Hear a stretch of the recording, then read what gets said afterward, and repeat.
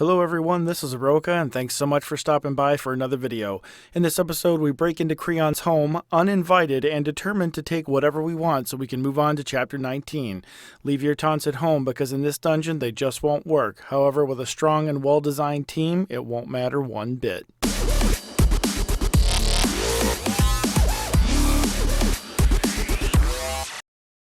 For this dungeon, I brought Aeroica, Yoko, Augustus, and Overlord Executum. All of my heroes are 6-star, level 70s, and they are fully ascended. Yoko is brought because of his Sumo Stomp ability. Since the enemies of this dungeon are taunt immune, this ability comes in handy to minimize damage and provide a damage boost against any attacks that do manage to land. Additionally, his self-heal ability takes some of the pressure off of Augustus. Overlord is brought because of his armored status, which allows him to take several hard hits and survive, while his ability to self-heal fixes whatever damage he sustained. Augustus is brought for his balance of single target and group protection abilities. His Lay on Hands ability can fully heal a team member while also removing a single affliction, and his Aegis Wall can protect the whole team from a single hit while also providing a small group heal. Another useful aspect is his Spread the Wealth trait, which will heal a small amount of health for the entire team as long as his health remains full. This can really ease some of the incoming damage and increase DPS, since he can spend a turn damaging an enemy instead of healing the team. Aeroica is brought for his Polar Pound ability, which can freeze several enemies and help reduce damage against your heroes. While he does not have any form of self-heal, Augustus is more than capable of healing him and protecting him with his Aegis Wall ability. For this dungeon, I brought 3 energy potions. This is done to ensure that any heals or abilities that need to be powered as to prevent a death can be performed. However, you can substitute one of the energy potions with a heal potion so you can have an emergency heal ready if needed. This dungeon has a recommended level of 72, and if your heroes are below the current level cap of 70, you may encounter difficulty in completing this dungeon. This dungeon has 3 platforms which must be cleared prior to reaching the boss. The trash mobs that you will encounter are tanks and consist of Torchfinger goons, which are fire-based Cyclops, and the Bramble Lurk goons, which are nature-based Cyclops.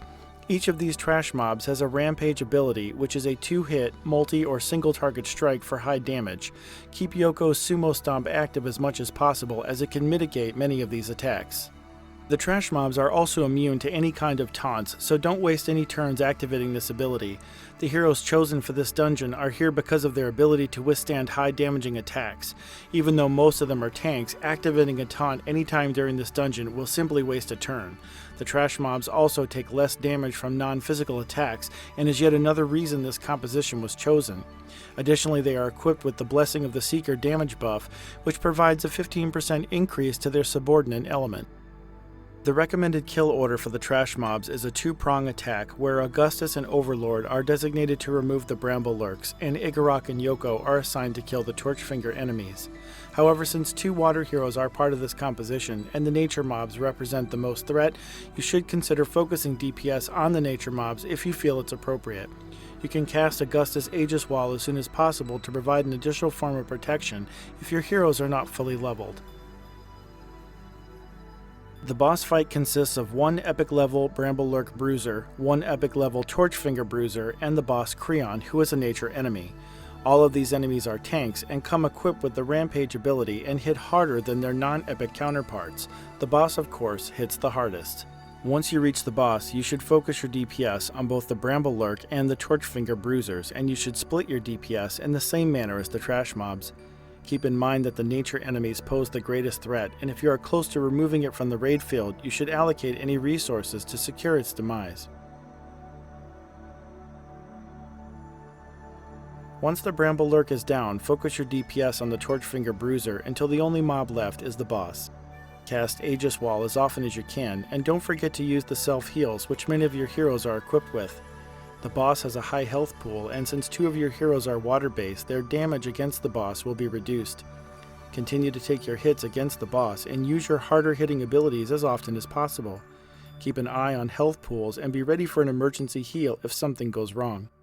It can seem like it's going to take a while, and you may get a little nervous when the Rampage ability is cast, but your situational awareness, patience, and determination will be rewarded as you 3-star this dungeon and move 1 chapter closer to the end of the campaign. Thank you so much for watching, and I hope you found the video informative. If you did, make sure you give the subscribe button a click and you'll be notified when my next video comes out. Let me know what worked for you in the comment section below, or send me a screenshot of your 3-star victory using the direct message feature in Instagram. You can also follow me on Twitter for game updates, new hero releases, tactics, and other information. Thanks again for watching, and I will see you at the next video.